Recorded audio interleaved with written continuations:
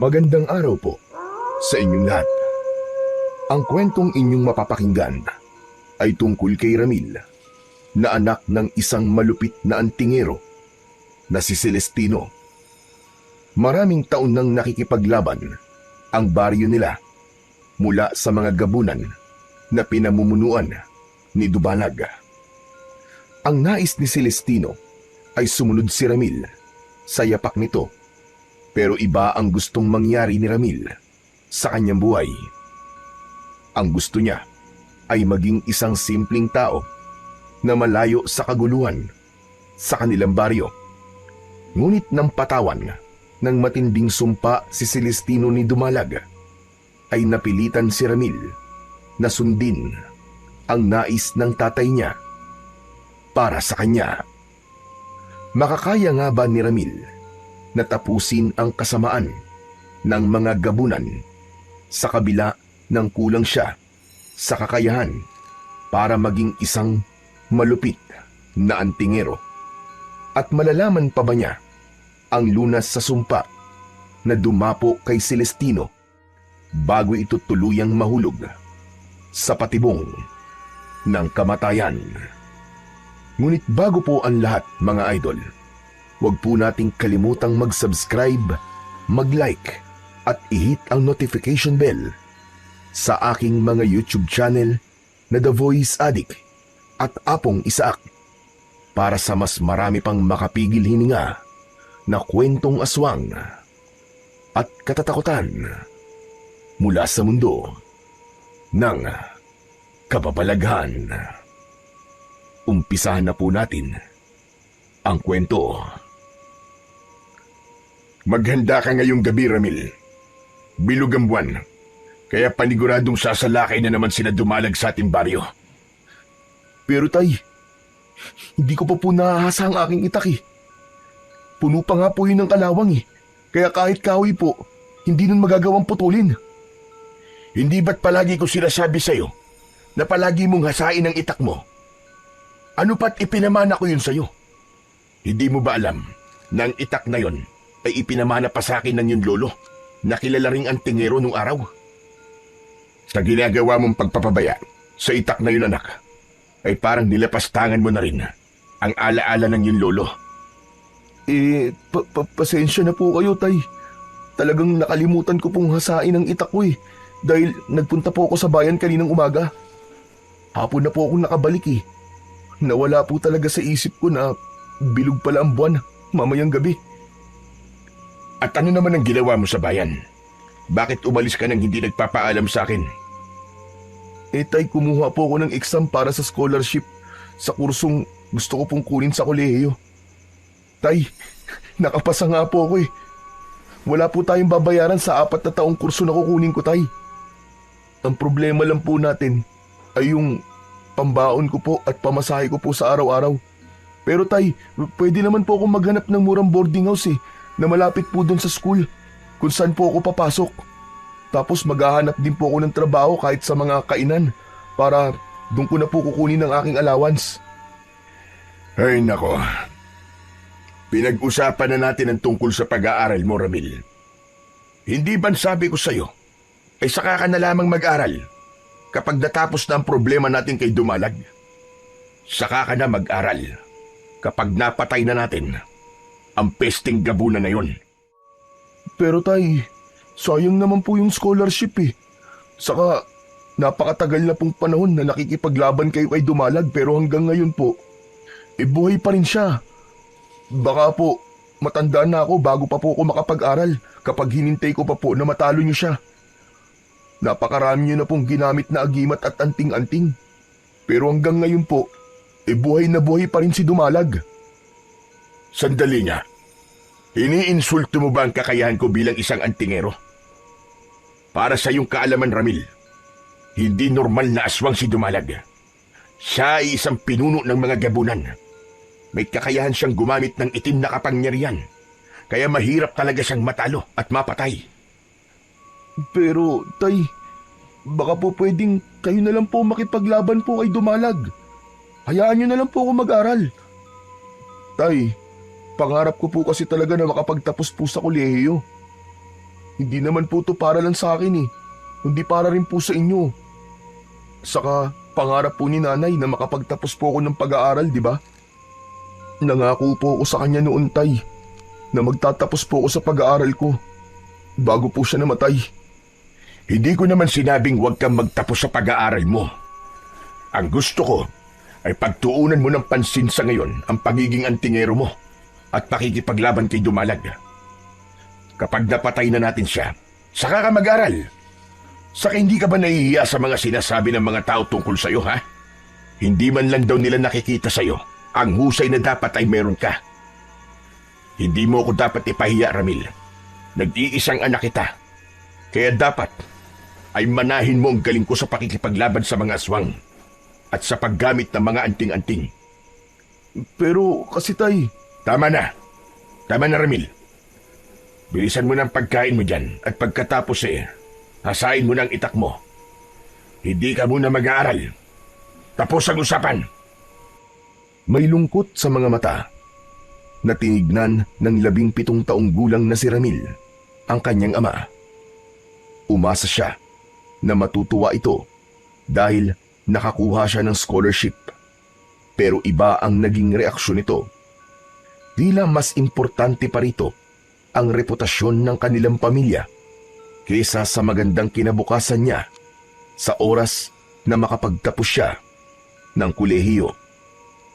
Ang tatay ni Ramil na si Celestino ay labis na istrikto.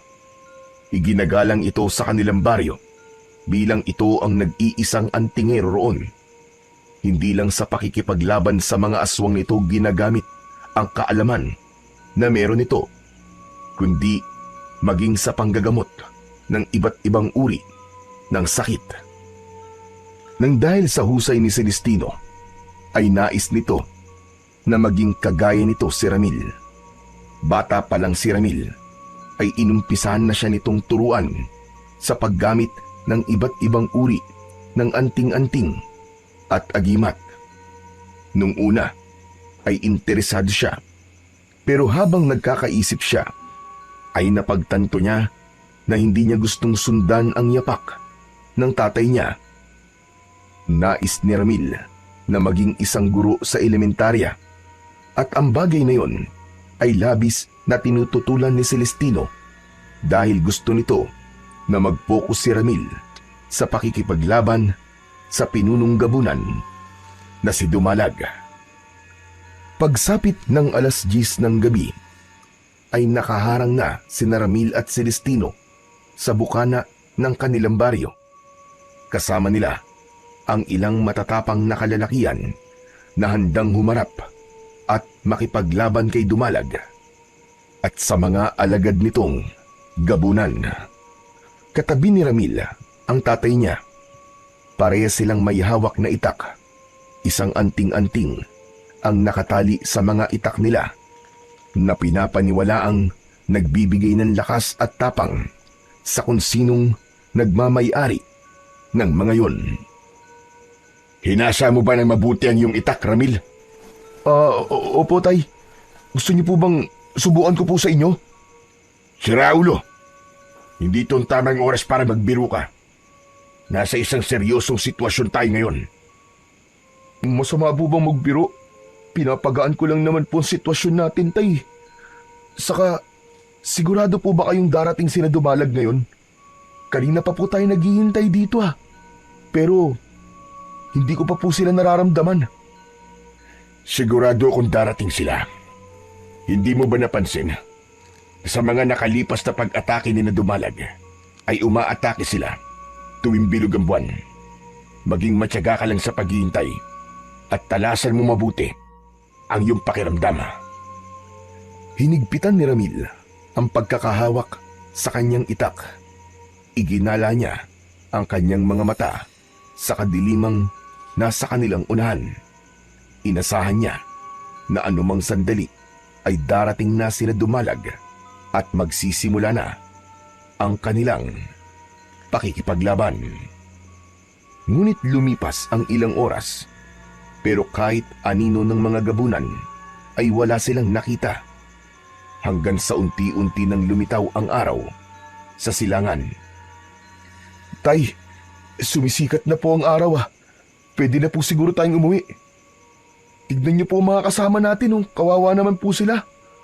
Mukhang inaantok na po eh. Tama ka, anak. Hindi na nga darating ang ating mga kalaban.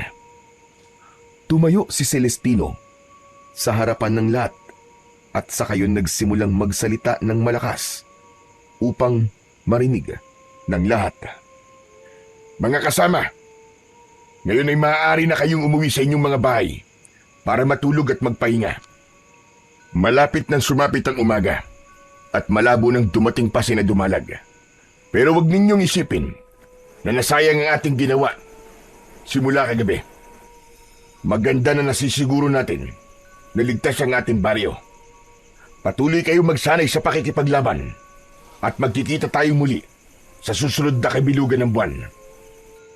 Isa-isa nang umalis ang mga kalalakian hanggang sina Ramil at Celestino na lamang ang natira sa bukana ng baryo. Napansin ni Ramil na tila nag-iisip ang kanyang ama. Nakatingin ito sa kawalan habang seryoso ang muka. Tay, ayos lang po ba kayo? Nakapagtataka. Bakit hindi sumalakay sila Dumalag kagabi? Inaasahan ko na sasalakay sila dahil bilog ang buwan. Oh, ayaw niyo po ba nun, Tay? Hindi tayo nakipaglaban sa mga gabunan. Ibig sabihin, wala sa atin ang kailangan magbuwis ng buhay. Hindi ka talaga nag-iisip ano? Dahil sa hindi sumalakay kagabi sila Dumalag, ay hindi tayo nagkaroon ng pagkakataon na patayin sila. Ibig sabihin, ay sa susunod na buwan, ay kailangan na naman natin silang labanan. Isa pa, nagtataka rin ako kung bakit hindi sila sumalakay kahit bilog na ang buwan kagabi. Malakas ang kutob ko na mali ang aking naisip na umaatake sila tuwing bilog ang buwan. Teka, ang ibig niyo po bang sabihin, maaaring kahit kailan po ay aatake sila at hindi natin yun mapaghahandaan? Mabuti naman at nag-iisip ka na. Tama ka, Ramil. Kaya kailangan nating kausapin ng mga kalalakihang nakikipaglaban sa mga gabunan. Kailangan kong sabihin sa kanila na gabi-gabi ay dapat magbabantay na tayo sa ating baryo. Pero Tay, hindi po ba mahirap yun para sa kanila kung gabi-gabi po silang magbabantay? Wala silang pagpipilian kundi ang gawin ng bagay na yun, anak. Para naman yung sa kaligtasan nating lahat eh. Isa pa, pwede namang hatiin ng bawat magbabantay. Wala naman akong sinabi na dapat ay lahat magbabantay gabi-gabi. Pero, saka na natin pag-usapan ng bagay na yan. Umuwi na tayo para makapagpahinga na rin tayong dalawa. Mabuti pa nga po. Inaantok na po talaga ako eh. Naunang naglakad si Celestino patungo sa kanilang bahay. Agad namang sumunod dito si Ramil. Kahit paano ay nagpasalamat siya dahil hindi sila nakipaglaban sa mga gabunan nung nakaraang gabi. Kung siya kasi ang masusunod, ay nais niyang mabuhay ng normal at walang mabigat na responsibilidad na pinapasan. Nauunawaan naman ni Ramil si Celestino kung bakit nito nais na mapatay ang pinunong gabunan na si Dumalag. Bata pa lang siya ay umaatake na si Dumalag at ang mga alagad nito sa kanilang baryo sa dahilang hindi niya alam. Basta't ang tanging alam lang niya ay nais patayin ni Dumalag ang ama niyang si Celestino. Simula noon ay ang tatay niya na ang nangunguna sa pakikipaglaban kay Dumalag. Ngunit sa kabila ng tapang at husay ni Celestino ay marami pa ring tao ang namatay nang dahil sa kalupitan ng mga gabunan. Pagdating ni Ramil at Celestino sa kanilang bahay, ay agad na humiga si Ramil sa papag upang doon ay matulog. Ngunit halos 1 oras pa lamang siyang nakakatulog nang gisingin siya ng kanyang amang si Celestino. Pupungas-pungas na bumangon si Ramil kahit nais pa sana niyang matulog. Tay, bakit niyo po ba ako ginising? Mag-iisang oras pa lang po akong nakakatulog eh. Sapat na ang oras ng tulog mo. Sumunod ka sa akin sa labas dahil kailangan natin magsanay. Po, nang ganito po kaaga. Tay naman, baka pwedeng matulog muna tayo. Alam niyo naman pong magdamag tayo naghintay sa mga gabunan kagabi, di ba? Tay, robot po ba kayo? At parang hindi po kayo nakakaramdam ng antok at pagod. Pambira naman yan, oh. Hindi mo talaga siniseryoso ang lahat ng nangyayari sa baryong to, no? Matanong nga kita. Kailan mo ba pagtutuunan ng pansin ang pagsasanay mo? Para maging kagaya mo ko, Ramil. Kapag ba namatay na ako? Huwag naman po kayo magsalita ng ganyan, Tay. Matagal pa po bago po kayo mawala. Saka hindi po ba sinabi ko na po sa inyo nun na ayoko pong maging antingero eh.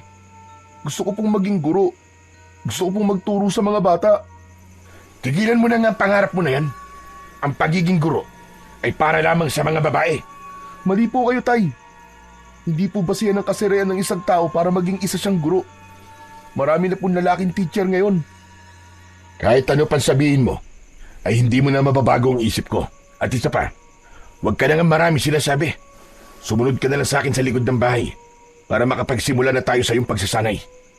Sinasayang mo ang oras ko. Hindi na nakapagpaliwanag pa si Ramil dahil tinalikuran na siya ng kanyang amang si Mang Celestino. Dire-diretso itong lumabas ng kanilang bahay. Wala nang nagawa si Ramil kundi ang sundan ang kanyang ama. Nang makarating siya sa likod ng kanilang bahay, ay inabot ni Mang Celestino kay Ramil ang itak. May hawak ding itak si Mang Celestino at tumayo ito na parabang anumang sandali ay aatakihin nito si Ramil. At yun na nga, mabilis na umatake si Mang Celestino kay Ramil. Tatagain sana siya nito, pero mabilis na naisangga ni Ramil ang kanyang itak. Nagulat siya nang bigla siyang sinuntok ni Mang Celestino sa kanyang tiyan. Pakiramdam ni Ramil ay mawawalan siya ng ulirat sa lakas ng suntok na kanyang natanggap. Agad na pinilipit ni Celestino ang braso ni Ramil at napasigaw siya sa sakit hanggang sa kumawala na sa kamay niya ang itak. Aray! Aray ko, tama na po, Tay! Tama na! Aray ko, sakit! Masakit na, Tay! Tama na! Baka nabalian po ang braso ko! Malakas na pinakawalan ni Mang Celestino si Ramil. Masama ang tingin ni Mang Celestino sa kanya. Aray ko! Aray, aray, aray! Ang sakit naman po nun, Tay! Parang totoo na po yata yun, ah! Dahil napansin ko na hindi mo siniseryoso ang paraan ko ng pagsasanay sa iyo noong mga nakalipas na araw. Tignan mo nga nangyari. Simpleng pag-atake lang ay nagawa agad kitang suntukin. Paano na lang kung totoong aswang ng kaharap mo? O kaya si Dumalag? Sigurado ko na wala pang 5 segundo ay mapapatay ka na kagad ng kalaban mo. Dapat ay wag mong ibababa ang iyong depensa sa pakikipaglaban, anak. Pasensya na po. Hindi ko naman po alam na ganitong klase ng pagsasanay ang gagawin natin eh. Dati kasi tinuturuan nyo lang ako ng tamang pag-atake at pagdepensa. Tapos, ang kinakalaban ko ay ang puno ng saging o hindi naman kaya sako na may laman na buhangin. Aray ko, ang sakit na tiyan ko. Tapos na tayo sa ganung uri ng pagsasanay. Dahil hindi ko nakikitang humuhusay ka sa ganung paraan. Kaya simula ngayon, harapan na tayo maglalaban. At kailangan mong maging magaling. Pero Tay, ayoko po talaga maging kagaya nyo eh. Baka po pwede nyo akong hayaan na mag-aral na lang. Hindi po talaga para sa akin ang pakikipaglaban sa aswang, Tay. Tumahimik ka nga, Ramil. Hindi ikaw magdidesisyon sa kung ano ang magiging buhay mo. Ako ang tatay mo. Kaya ako ang nakakaalam kung ano mas makabubuti para sa'yo. Maniwala ka. Darating ang panahon na magpapasalamat ka sa akin. Ngayon, kunin mo yung itak at itutuloy na natin ang ating pagsasanay. Labag man sa kalooban ni Ramil, ay dinampot pa rin niya ang kanyang itak. Tumayo siya ng maayos at matiim ang mga matang tinignan niya si Mang Celestino. Nang mga sandaling yon ay naisip niyang pagbigyan muna ang kanyang ama at umasa siya na darating ang panahon na mauunawaan ito kung ano talaga ang gusto niyang mangyari sa kanyang buhay. Matapos ang nakakapagod na pagsasanay, ay umalis muna si Mang Celestino, habang si Ramil naman ay naiwang mag-isa sa kanilang bahay. Masakit ang buong katawan niya at nasugatan pa siya ng itak sa kanyang braso. Siya mismo ang naglinis at naglagay ng benda at gamot sa sugat niya. Habang nakaupo si Ramil sa labas ng kanilang bahay, ay dumating ang kaibigan niya na si Carding. Nakangiti yung lumapit sa kanya. Uy pare, ano? Kumusta ang pakikipaglaban nyo kina Damulag kagabi? Uy, teka. Sugat ba yung nasa braso mo? Kaya may benda ka? Kinagat ba ng isa sa mga gabunan? Sayang naman. Di ko napanood ang pakikipaglaban nyo. Nakatulog kasi kagad daw kagabi. Uy, ano na? Bakit ang tahimik mo dyan? Magkwento ka naman, bilis! Ay, Carding, walang pakikipaglaban sa mga gabunan na nangyari kagabi. Ano ka mo? Bakit naman wala? Hindi ba bilog ang buwan kagabi? Naku po, ibig sabihin, aatake na naman sila Dumalag sa susunod na pagbilog ng buwan. Kasi hindi niyo pa siya napapatay. Wala talaga, Carding, wala. Magdamag kaming naghintay at nagbantay hanggang sa sumapit ang madaling araw. Pero kahit isang gabunan, walang dumating. Pero ayos lang yun kasi hindi kami napagod sa pakikipaglaban at walang buhay ang nawala. Kahit hindi kayo nakipaglaban kagabi, bakit may sugat ka dyan sa braso mo? Si tatay ang may gawa nito. Ano ka mo? Paano si Mang Celestino may gawa niyan kung bakit may sugat ka sa braso? Nagsanay kasi kami kanina tapos talagang naglaban kami gamit ang aming kanya-kanyang itak. Kaya yun, nasugatan niya ako ng di sinasadya. Ay nako, grabe na pala talaga ang pagsasanay na ginagawa mo ha. Kung ako siguro yan, baka matagal na akong sumuko. Buti na lang talaga at hindi ako anak ng isang antingero o kaya ng manunugis. Ayos na sa akin ang anak ako ng magbubuko.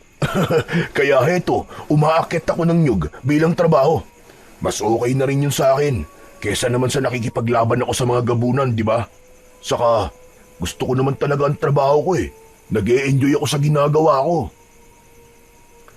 Pare, tanong lang, anong pakiramdam na nagagawa mo ang gusto mong gawin?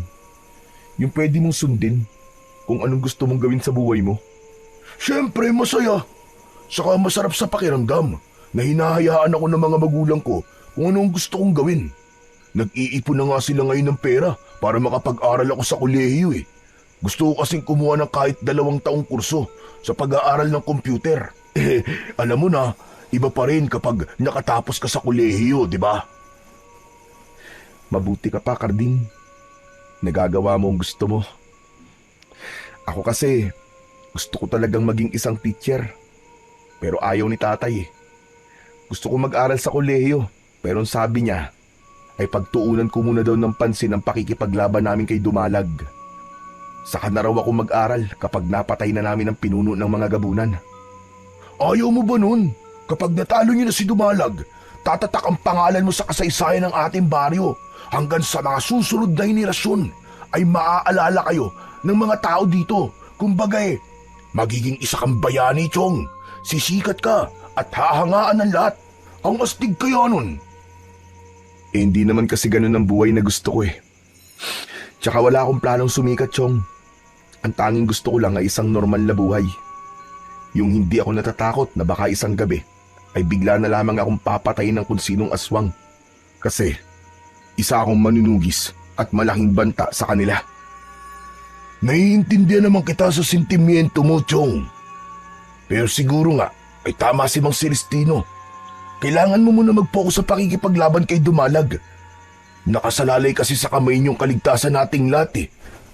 Habang buhay pa kasi si Dumalag, hindi magkakaroon ng katahimikan dito sa lugar natin. Ilang taon na tayong nabubuhay sa takot, aba. Dahil sa mga pesting gabunan na yun. Ewan ko ba, Karding? Pero hindi talaga ganitong buhay ang gusto ko para sa akin eh. Sana naman ay dumating ang panahon na maiintindihan ako ni tatay at hahayaan niya ako na gawin kung anong gusto kong mangyari sa buhay ko. Isang malalim na paghinga ang pinakawalan ni Ramil. Naisip niya na buong buhay niya ay wala siyang ginawa kundi ang sumunod kay Mang Celestino. Kahit ayaw niyang maging manunugis ng mga aswang at antingero, ay sinunod niya pa rin ito dahil ayaw niya na magalit ito sa kanya. Bukod doon, matindi rin ang bigat ng responsibilidad na nasa balikat niya, lalo na't nag-iisa siyang anak ni Mang Celestino. Iniisip ng lahat na magiging kagaya siya ng kanyang ama at magiging kasing tapang at husay siya nito pagdating sa pakikipaglaban sa mga aswang. Nang umalis na si Karding, ay nagsimula ng magluto si Ramil ng pananghalian. Nagprito siya ng isda at nagluto ng instant noodles. Kasabay nun ay nagsaing na rin siya. Pagsapit ng tanghali ay bumalik na si Mang Celestino. Napansin ni Ramil na seryoso ang muka ng tatay niya at tila pasa nito ang lahat ng problema sa mundo. Hindi mo na pinansin ni Ramil ang hindi magandang timpla ng kanyang tatay.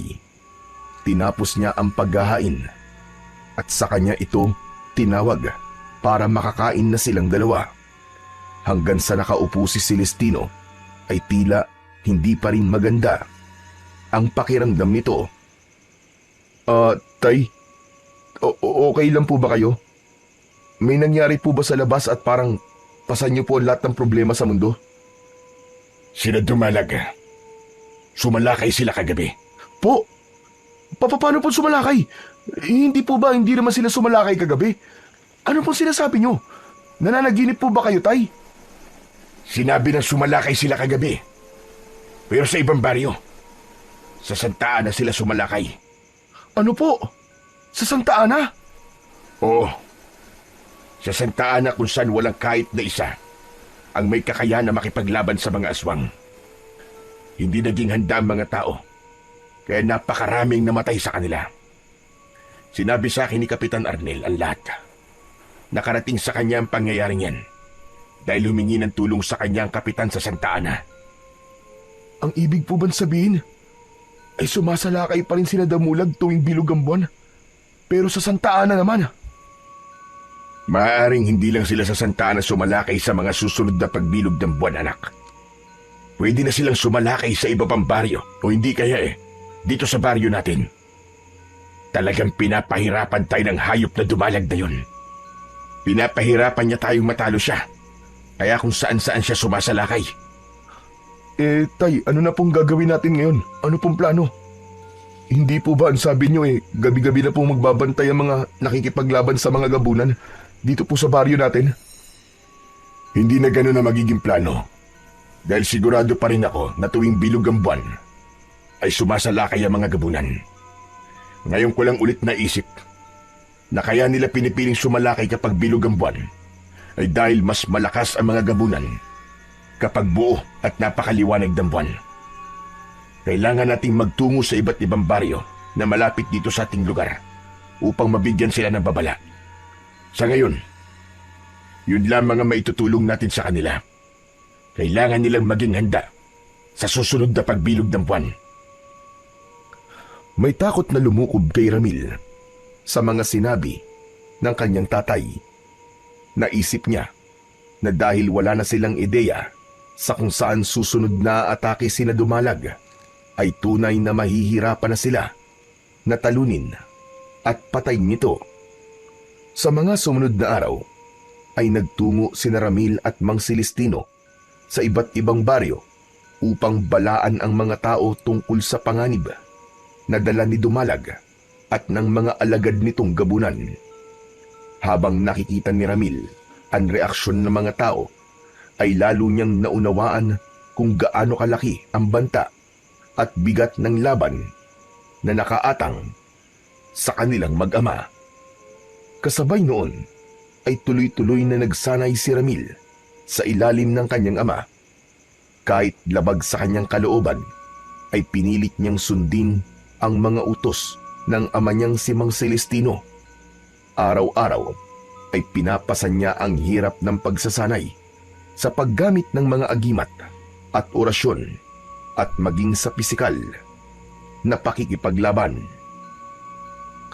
Mabilis na lumipas ang mga araw at linggo hanggang sa dumating na naman ang muling pagbilog ng buwan. Nang panahon na yon ay tuluyan ang tinanggap ni Ramil na hindi niya na magagamit ang scholarship na kanyang nakuha. Hindi man bukal sa kanyang kalooban na makipaglaban sa mga aswang, ay naisip niya na yun ang tamang bagay na gawin niya kahit pansamantala lang. Kinagabihan, habang naghahapunan si Ramil, ay ramdam niya ang kaba na meron ang kanyang ama. Ramil anak, hinasa mo ba ang itak mo? Baka naman kinalimutan mo na naman na gawin yun, ha? Hindi na po, tay. Hinasa ko na po yung kaninang umaga. Ay, oo nga pala, tay. Nakapag-desisyon na po ako na magpo-focus-focus sa pagsasanay at pakikipaglaban kila Dumalag. Totoo na ba yan, anak? Baka naman nagbibiro ka lang. Totoo po ang sinasabi ko, tay. Naisip ko po kasi na mas kailangan talaga tayo ng mga tao. Pero sana po, kapag napatay na po natin si Dumalag, ay hayaan niyo na po akong makapag-aral sa kolehiyo. Sana po payagan niyo na po akong maging isang guro. Walang problema, anak. Basta matapos na ang problema natin kay Dumalag, ay maaari ka na mag-aral. Pero hindi ako pumapayag na kumuha ka ng kurso para maging isa kang guro. Gusto ko na maging pulis ka o hindi kaya ininyero. Mas bagay sa iyo ang ganun dahil ikaw ay lalaki. Pero tay, gusto ko po talaga maging isang teacher eh. Gusto mo ba magtalo pa tayo ngayon, anak? Sinabi ko ng pambabae lang ang pagiging guro eh. Sa kayo ko munang pag-usapan ng bagay na yan ngayon. Dahil kailangan natin pagtuunan ng pansin ang laban na maaari nating kaharapin mamaya. Sige na, bilisan mo nang kumain dyan. At wag nang kung ano-ano pa ang sinasabi mo. Nais pa sanang ipaliwanag ni Ramil kay Mang Celestino ang panig niya. Pero napagtanto niya na kahit na anong paliwanag pa ang gawin niya, ay hinding-hindi ito makikinig sa kanya. Ugali na kasi ng tatay niya na kung ano ang pinaniniwalaan nito, ayun na ang papanigan nito. Pagsapit ng 10:00 ng gabi, ay nakaharang na sa bukana ng baryo sina Ramil at Mang Celestino. Gaya ng dati, ay kasama pa rin nila ang ilang kalalakian na dala ang kanika nilang mga sandata. Bilog na bilog at napakaliwanag ng buwan na parabang nakatingin yun sa kanila at naghihintay na masaksihan ang isang madugong digmaan na maaaring mangyari anumang sandali. Tay, sa tingin niyo po ba, dito sa baryo natin sa Salakay sila Dumalag? Hindi ko alam. Maaaring dito o di naman kaya ay sa ibang baryo. Sana naman ay naghanda din ang mga tao sa ibang baryo para kahit papano ay hindi na mangyari yung nangyari sa Santa Ana. Sinabihan na natin sila kung ano ang pwedeng mangyari ngayong gabi. Nasa sa kanila na yon kung maniniwala sila at gagawa ng hakbang para protekta ng kanilang mga sarili. Sa ngayon, kailangan natin protekta ng ating baryo dahil ako naman talaga ang pakay ni Dumalag. Alam niyo po, ang tagal niyo na pong nakikipaglaban kay Dumalag. Ang sabi niyo po ay gusto niya kayong patayin pero hanggang ngayon ay hindi ko pa rin po alam ang totoong dahilan kung bakit niya po yun gustong gawin sa inyo. Ang tagal niyo na pong nakikipaglaban pero hanggang ngayon ay hindi niyo pa rin sinasabi sa akin ang totoong dahilan kung bakit po kayo gustong patayin ni Dumalag. Hindi pa ba malinaw sa iyo ang lahat, anak? Hindi mo ba naiisip na kaya ako gustong patayin ni Dumalag dahil isa akong malaking tinik sa lalamunan niya? Alam niya na ako ang pinakamatindi niyang kalaban, kaya malamang na nais niya akong mawala. At alam niya na hindi niya ako mapapatay dahil meron akong ginagamit na anting-anting laban sa kanya. Kaya gagawin niya ang lahat ng paraan para mabura ko rito sa mundo. Sa bagay, tama po kayo. Pasensya na po kung masyado po ako matanong, Tay. Matagal na po kasing gumugulo yan sa isipan ko eh. Ngayong nasagot ko ng tanong mo, pwede bang manahimik ka na at talasan mong yung pakiramdam? Oo po, pasensya na po ulit. Hindi na muling nagsalita pa si Ramil at nakiramdam siya sa paligid. Wala siyang nararamdamang hindi maganda at tila normal naman ang lahat. Pero hindi siya nagpakampante. Ilang beses na rin siyang sumama sa pakikipaglaban kay Dumalag at may mga pagkakataon na umaatake ang mga ito sa hindi inaasahang oras. Lumipas ang 2 oras pero wala pa ring mga gabunan ang dumarating. Bahagya ng nakaramdam ng pagkainip si Ramil. Nangangalay na ang kamay niya sa paghawak sa kanyang itak na sa totoo lang ay merong kabigatan. Tay, parang hindi naman aatake rito sina Dumalag. Hating gabi na, di ba? Hindi kaya sa ibang baryo sila sumasalakay? Masyado pang maaga para sabihin mo yan. Hindi tayo aalis dito hanggat hindi sumisikat ang araw. Maya-maya pa ay may narinig silang sigawan ng mga tao sa kung saan. Sabay-sabay silang lumingon sa kanilang likuran hanggang sa isang umiiyak na babae ang humahangos na dumating. Ipinaalam sa kanila ng babae na umaatake sa baryo nila ang mga gabunan.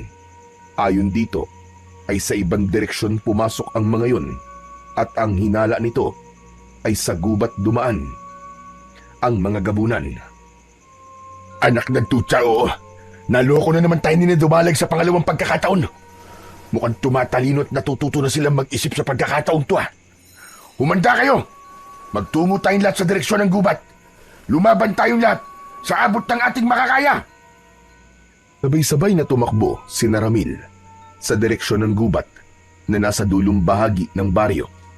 Sa kabila ng takot at kaba dahil sa walang kasiguraduhan ang mangyayari sa gabing yon, ay pilit pa rin nilakasan ni Ramil ang kanyang kalooban. Hindi nagtagal ay narating na nila ang parte ng baryo kung saan umaatake ang mga gabunan. Ang mga yun ay mga nakakatakot na uri ng aswang na may napakaitim na balat at mahabang puting buhok. Ang mga mata ng gabunan ay purong puti. Merong matutulis na kuko ang mga yun na ginagamit ng mga ito sa pag-atake. Ramil, sumama ka sa mga makikipaglaban. Yung iba naman ay iligtas sa mga tao at dalhin sila sa isang ligtas na lugar. Agad na kumilos si Ramil at ang mga kalalakihan. Buong tapang na hinarap ni Ramil ang isang gabunan. Tinaga niya ito sa balikat at saka sinaksak sa tiyan, habang ang iba naman ay nagsimula na ring makipaglaban, kabilang si Mang Celestino. At sa gitna ng kanilang pakikipaglaban ay dumating na si Dumalag. Mas matangkad si Dumalag kumpara sa mga alagad nitong gabunan at mas nakakahindik ang itsura nito. Ramil, tulungan mo akong harapin si Dumalag. Opo, Tay! Magkasamang humarang si Ramil at Celestino kay Dumalag. Isang nakakatakot na ngisi ang pinakawalan ni Dumalag.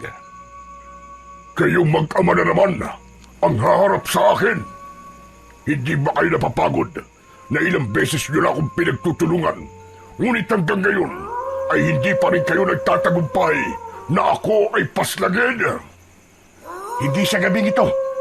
Sisiguraduhin kong mamamatay ka na ngayong gabi, Dumalag. Naunang sumugod si Mang Celestino kay Dumalag. Habang tumatakbo ito, ay hawak nito ang nakasabit na anting-anting sa leeg nito. Nagawa nitong tagain si Dumalag sa braso. Napaiktad si Dumalag sa sakit. Ngunit agad nitong tinulak si Mang Celestino at tumilapo nito sa lupa. Si Ramil naman ang umatake sa pinunong gabunan. Ngunit sinalubong siya ni Dumalag at bumaon ang matutulis nitong kuko sa kanyang dibdib. Malakas siyang sinuntok ni Dumalag sa muka. Labis na nahilo si Ramil, kaya napahiga na rin siya. Unti-unting lumapit si Dumalag kay Ramil habang humahalakhak. Sigurado ko na kapag nagtagal ay magiging isang malaking tinik ka sa akin. Kaya habang hindi ka pa malakas, ay kailangan na kitang patayin. Hindi mo ako mapapatay, Dumalag! Umawa ng nakakaloko si Dumalag. Nang akmang aatake na ito kay Ramil, ay mabilis na tumayo si Mang Celestino at iniharang nito ang sarili. Dinakma ni Dumalag sa leeg si Mang Celestino at walang kahirap-hirap nitong iniangat ito sa lupa. Pakawalan mo ang tatay ko! Hayop kang gabunan ka! Pinilit ni Ramil na tumayo pero hindi siya nagtagumpay. Labis ang panghihina niya dahil sa lalim ng sugat sa kanyang dibdib. Sa kabila ng sitwasyon ni Mang Celestino ay hindi ito nagpakita ng takot kay Dumalag. Sa tingin mo ba ay magagawa mo akong patayin? Baka nakakalimutan mo na meron akong anting-anting laban sa iyo. Tama ka, Celestino. Hindi nga kita mapapatay. Kahit ang sugatan ka ay hindi ko magagawa. Pero ano ba tingin mo sa akin? Hindi nag-iisip? Ano ba sinasabi mo? Biglang umusal ng mga salita si Dumalag na ito lamang ang nakakaintindi. Matapos yun ay ibinuka nito ng malaki ang bibig nito. Mula sa loob ng bunganga ni Dumalag ay may lumabas na itim na usok at pumasok ang usok na yon sa bunganga ni Mang Celestino. Nang bitiwan ni Dumalag si Celestino ay napaluhod ito sa lupa. Kahit nahihirapan ay pilit na nilapitan ni Ramil ang kanyang ama. Panay ang ubo ni Mang Celestino na parabang masusuka na ito. Anong ginawa mo sa akin, hayop ka? Anong ipinasok mo sa katawan ko? Isang sumpa na magpapahina sa iyong katawan. Gaya na sinabi mo, hindi kita kayang sugatan at patayin. Kaya nilagyan na lamang kita ng isang sumpa na unti-unting lalamon sa lakas mo bilang isang malupit na antigero. Isang sumpa na magtatanggal ng kakayahan na lumaban. Unti-unting manghihina ang iyong katawan hanggang sa ikaw na mismo ang kikitil sa sarili mong buhay dahil wala ka ng silbi.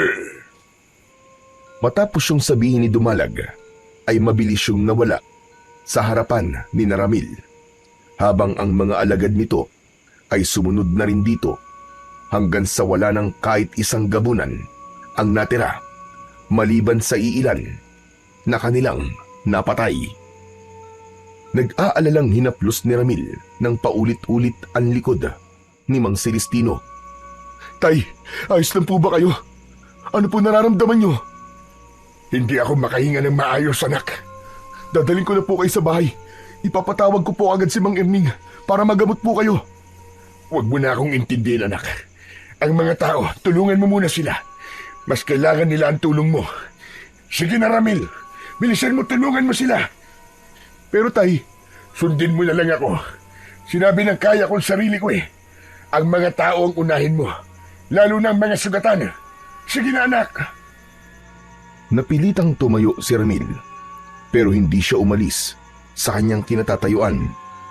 Hindi niya inalis ang tingin kay Mang Celestino na nahihirapan sa pagtayo. Kapansin-pansin din ang labis na pamumutla ng balat nito. Nang tuluyan ng nakatayo si Mang Celestino, ay bigla itong nawalan ng malay. Muntik na itong bumagsak sa lupa, pero agad itong nasalo ni Ramil. Tulong! Tulong si tatay! Tulungan niyo kami! Mabilis namang tumugon ang mga tao sa paghingi ng tulong ni Ramil. Binuhat ng dalawang lalaki si Mang Celestino upang dalhin sa bahay ni Ramil. Habang nakasunod si Ramil sa may dala sa tatay niya, ay panay ang usal niya ng dasal na sana ay walang kung anong masamang mangyari dito. Agad na ipinatawag ni Ramil ang albularyo sa kanilang baryo na si Mang Erning. Hindi mapakali si Ramil habang ginagamot ng albularyo ang kanyang ama. Nang umalis si Mang Erning, ay hindi pa rin nagigising si Mang Celestino. Ngunit ayon kay Mang Erning, ay mukhang napagod lang si Mang Celestino sa pakikipaglaban, kaya ito nawalan ng malay. Kinabukasan, pagsapit ng umaga, ay wala pa ring malay si Mang Celestino. Labis na ang pag-aalala ni Ramil, lalo na't yun ang unang beses na nangyari yun sa kanyang ama. Habang binabantayan ni Ramil si Mang Celestino sa silid nito, ay dumating naman ang kaibigan niyang si Carding. Pumasok na ito sa mismong kwarto ni Mang Celestino. Nabalitaan ko ang nangyari kay Mang Celestino kagabi, pare. Hanggang ngayon ba ay hindi pa rin siya nagkakamalay? Hindi pa, pare. Ang sabi ni Mang Erning ay hintayin ko na lang daw na magising si tatay. Pero nag-aalala kasi ako kasi simula kagabi ay hindi pa siya gumigising. Ano ba kasi talaga ang nangyari? Parang ngayon lang ito nangyari sa kanya, di ba? Napakaraming beses ang nakipaglaban ng tatay mo. Pero ngayon lang siya napagod ng ganyan at tumantong pa na nawalan siya ng malay. Hindi simpleng pagod lang ang nangyari kay tatay. Sigurado ko na may kinalaman dito ang ginawa ni Dumalag kay tatay kagabi. May sumpa siyang ipinasok sa katawan ni tatay at ang sabi ni Dumalag ay gagawin ng mahina ang tatay ko. Mawawalan daw si tatay ng kakayahan na makipaglaban. Diyos ko, kinilibutan naman ako sa sinabi mo, pare. Pero hindi ba may proteksyon si Mang Celestino laban kay Dumalag at sa mga alagad ditong gabunan? Ang proteksyon na yun ay para lamang sa pag-atake na manggagaling sa mga gabunan. Pero iba na kapag isang sumpa ang ginamit ni Dumalag laban kay tatay. Carding, natatakot ako na baka may masamang mangyari kay tatay. Hindi ko kayang mawala siya, Chong. Huwag ka naman mag-isip ng ganyan. Malakas at matapang ang tatay mo, kaya sigurado ko na malalagpasan niya yan. Saka nandiyan naman si Mang Erning, di ba? Magaling siyang albularyo, kaya mapapagaling niyan tatay mo. Magtiwala at magdasal ka lang. Sana nga, pare. Sana nga. Hindi ko talaga alam ang gagawin ko kapag pati si tatay ay nawala sa akin. Marahang tinapik ni Carding sa balikat si Ramil. Kahit paano ay nabawasan ang bigat sa dibdib ni Ramil dahil sa presensya ng kanyang kaibigan. Nang tignan niya ang wala pa ring malay na si Mang Celestino, ay may awang humaplos sa kanyang puso. Kahit tila natutulog lamang yun, ay bakas sa mukha nito ang hirap na pinagdadaanan. Natatakot din siya na baka ang sumpang ipinataw ni Dumalag kay Mang Celestino ay maging dahilan ng tuluyan nitong pagbagsak. Nang mga sumunod na araw, ay muling pinuntahan ni Mang Erning si Mang Celestino upang gamutin. Ngunit sinabi nito kay Ramil na hindi nito kayang pagalingin ang kanyang ama dahil masyadong malakas ang sumpa na inilagay dito ni Dumalag. Ayon sa albularyo, ay hindi nasakop ng kakayahan nito ang mga ganong bagay. Labis na nanlumo si Ramil sa kanyang mga narinig. Nang umalis na ang albularyong si Mang Erning, ay lumuluhang nilapitan ni Ramil ang wala pa ring malay na si Mang Celestino. Maigpit niyang hinawakan ang nanlalamig nitong mga kamay. Tay, lumaban po kayo. Tay, huwag niyo pong hahayaan na ang sumpang yan. Ang tumalo po sa inyo, tay. Hindi ko po kaya na pati po kayo'y mawawala sa akin. Parang awa niyo na po, tay. Gumising na po kayo. Napanganga si Ramil nang maramdaman niya ang paggalaw ng kanyang ama na si Mang Celestino. Hindi nagtagal ay marahang bumukas ang mga mata nito. Kulang na lang ay tumalon sa labis na kasiyahan si Ramil dahil sa wakas ay nagising na ang tatay niya. Salamat po sa Diyos at nagkamalay na po kayo, tay. Akala ko po talaga hindi na po kayo magigising eh. Bakit ka umiiyak, anak? Ano bang tingin mo? Patay na ako? Hindi naman po. Nag-aalala lang po kasi ako para sa inyo. Simula po kasi nung gabing nakipaglaban tayo kina Dumalag, ngayon lang po kayo ulit nagising eh. Ganun ba?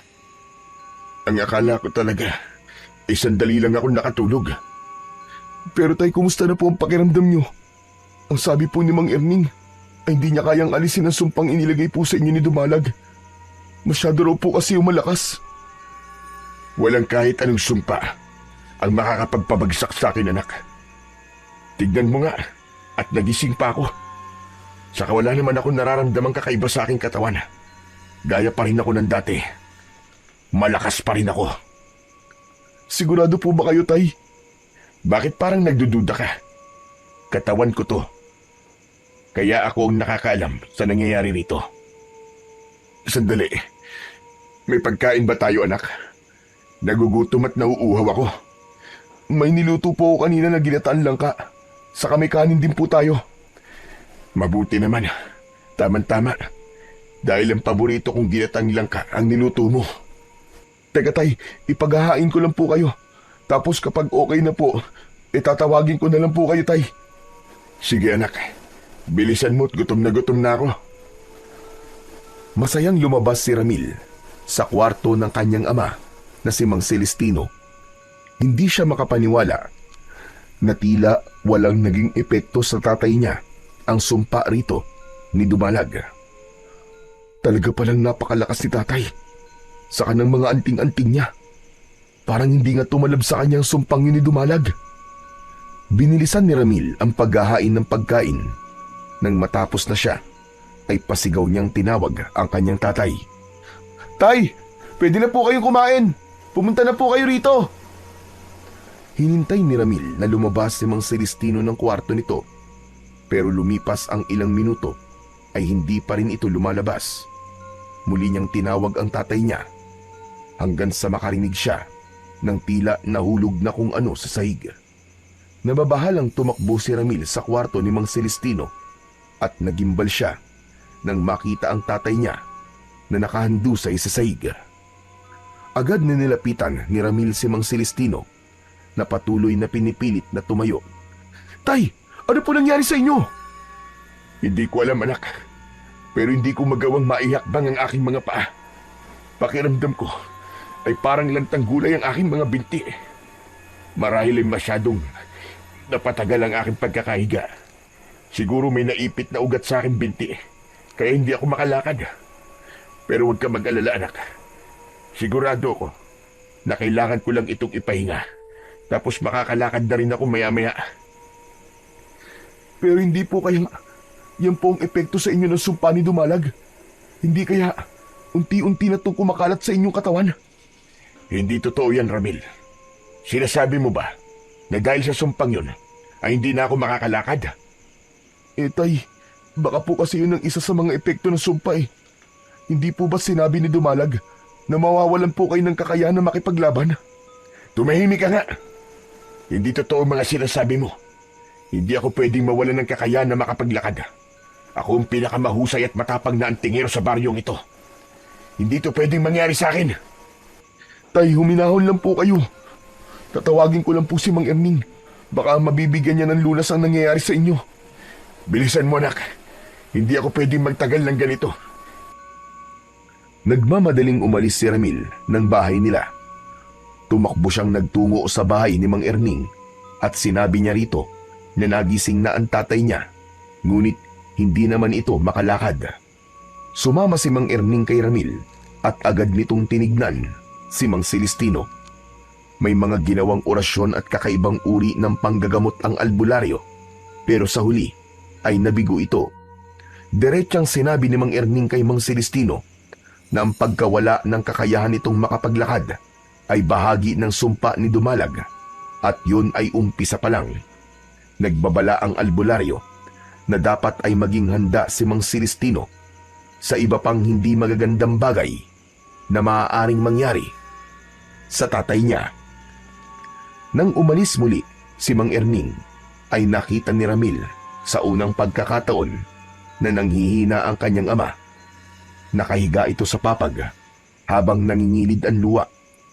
Umupo si Ramil sa gilid ng papag. Huwag po kayo mag-alala dahil maghahanap po ako ng ibang albularyo na pwede pong gumamot sa inyo. Naniniwala po ako na babalik ang dati niyong lakas, Tay. Masyado kong minaliit si Dumalag. Hindi ko akalain na kaya niyong gumawa ng ganitong uri ng sumpa. Paano kung muli silang umatake sa baryo natin? at sa susunod na pagbilog ng buwan. Paano ko pa may pagtatanggol ang mga tao rito? Ako ang inaasahan nilang poprotekta sa kanila. Pero tignan mo, sa tingin mo ba, ay magagawa ko pa makipaglaban? Kung kahit pagtayo, ay hindi ko magawa. Huwag niyo po munang isipin ang pakikipaglaban sa mga gabunan, Tay. Ang kailangan niyo po ay magpahinga. Isa pa, nandito naman po ako eh. Ako po muna ang mangunguna sa pakikipaglaban. Nagpapatawa ka ba, Ramil? Tignan mo nga. At nagawa kang sugatan ni Dumalag sa iyong dibdib sa kabila ng napakahabang taon na sinanay kita sa pakikipaglaban. Yan ba ang sinasabi mo mangunguna? Huwag mo akong pinapatawa, Ramil. Nahihiyang napayuko si Ramil.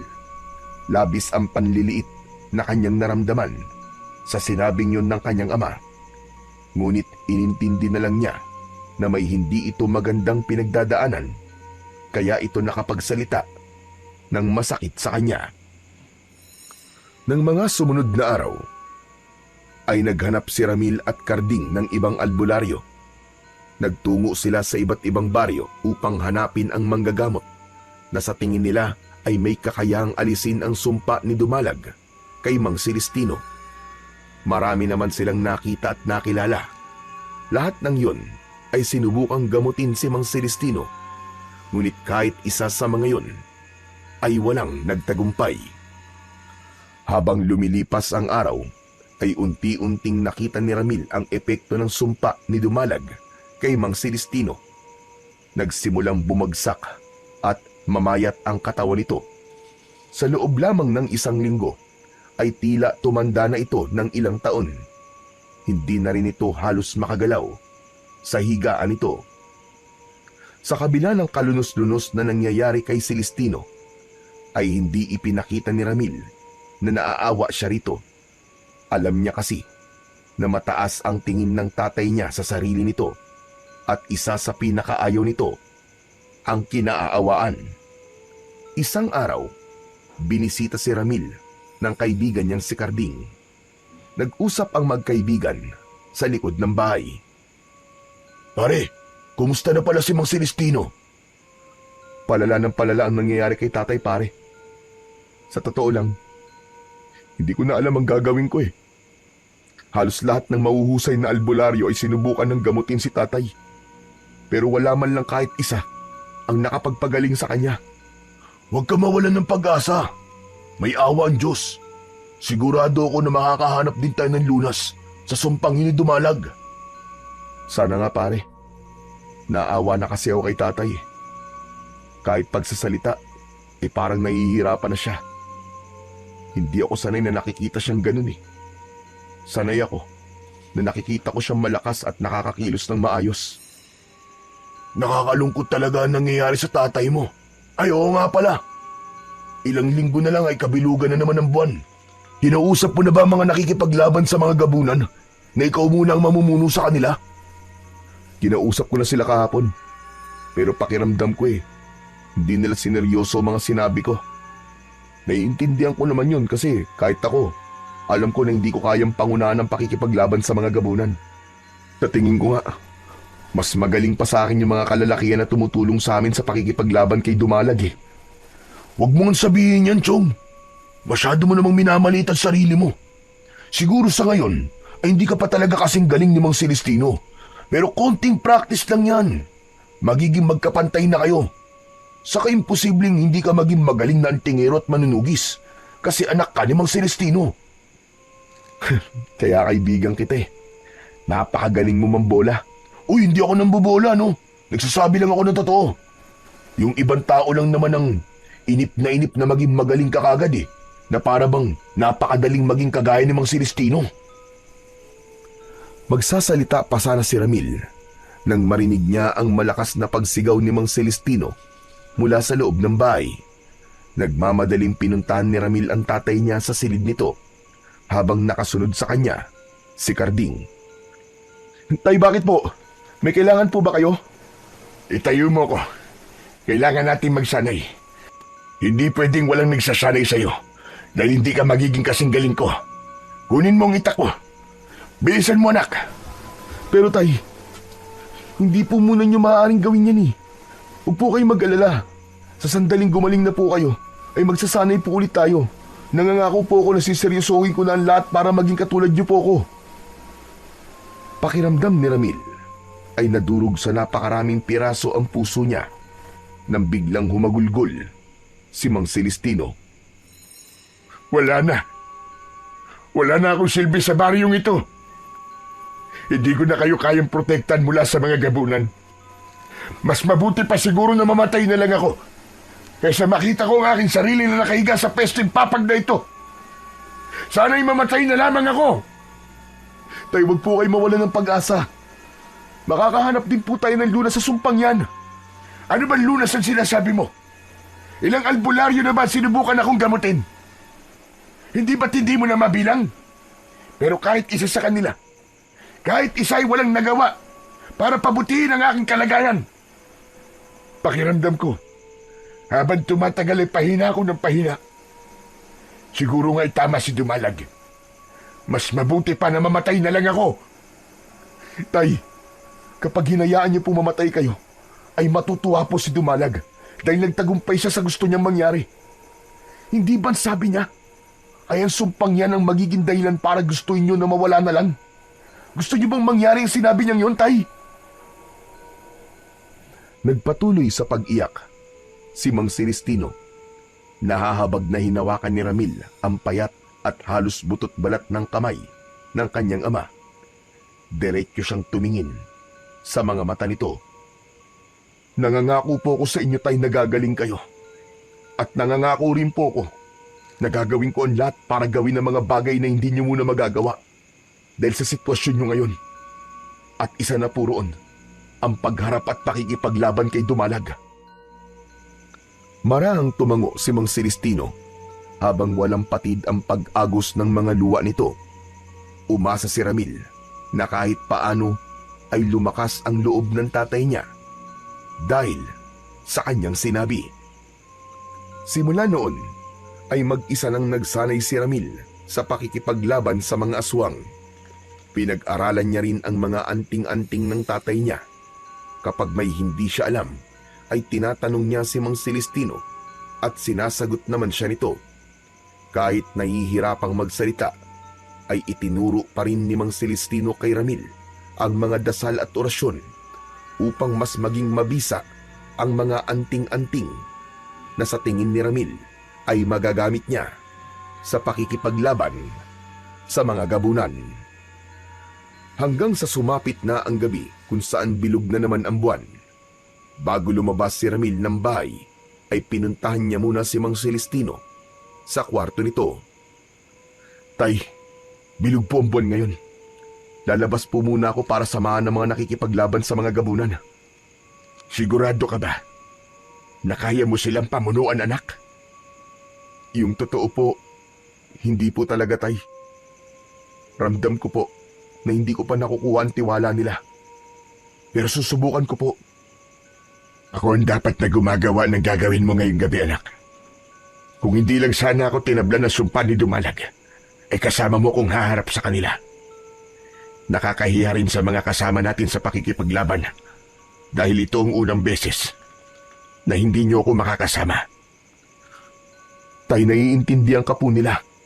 Kaya wala kang dapat po na ikabahala. Sige po, aalis na po ako. Darating po pala mamaya dito si Carding para bantayan po kayo. Sige anak, mag-iingat ka. Ipagdarasal ko na lang na magtagumpay ka. Nakangiting tumango si Ramil at saka siya tuluyang lumabas ng silid na yon.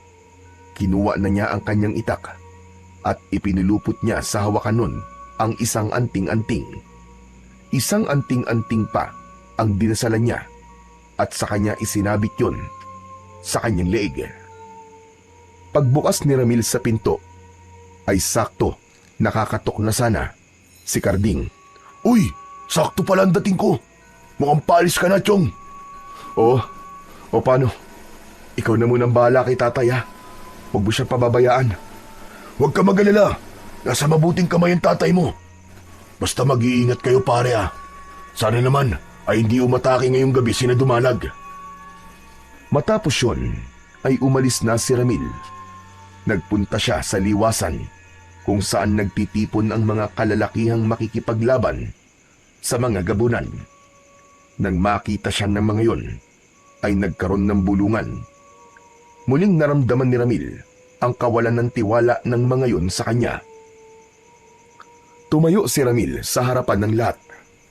Tumahimik siya upang kunin ang atensyon ng mga kalalakihan, pero kahit isa ay wala man lang tumingin sa kanya.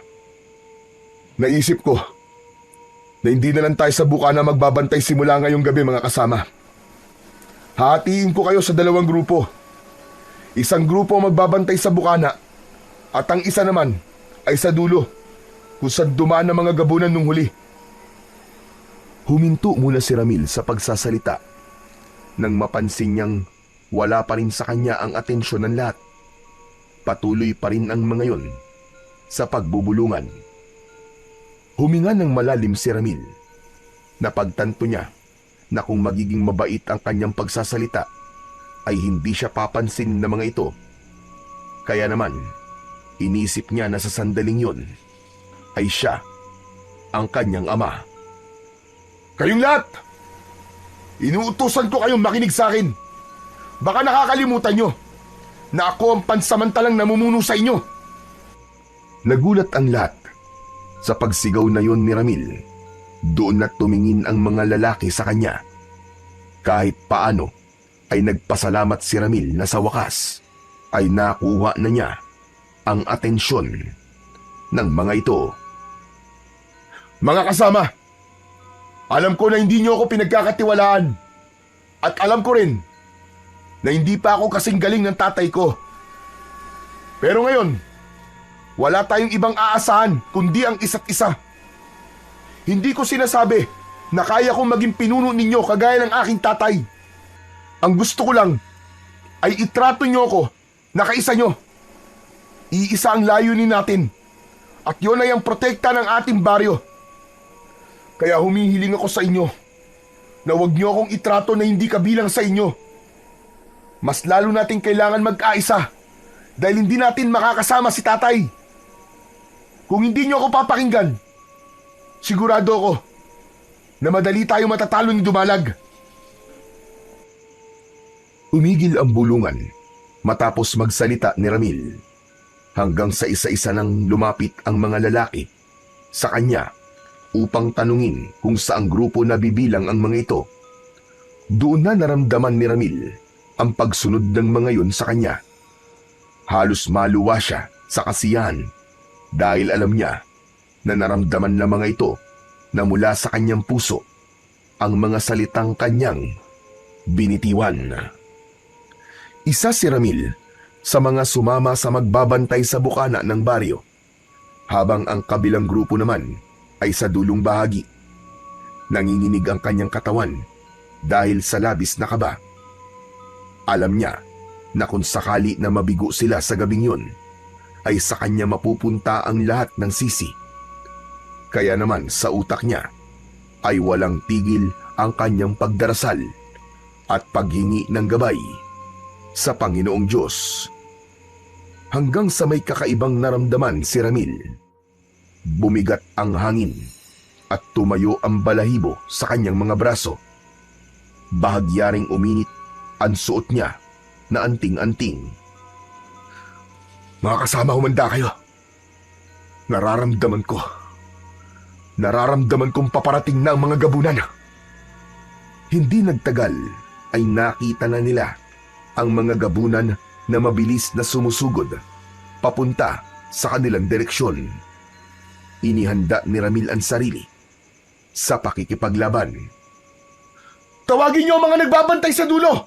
Sabihan niyo na nandito ang ating mga kalaban! Huwag nating hahayaan na makarating ang mga gabunan sa kabahayan! Bilisan niyo mga kasama! Magsipaganda kayo!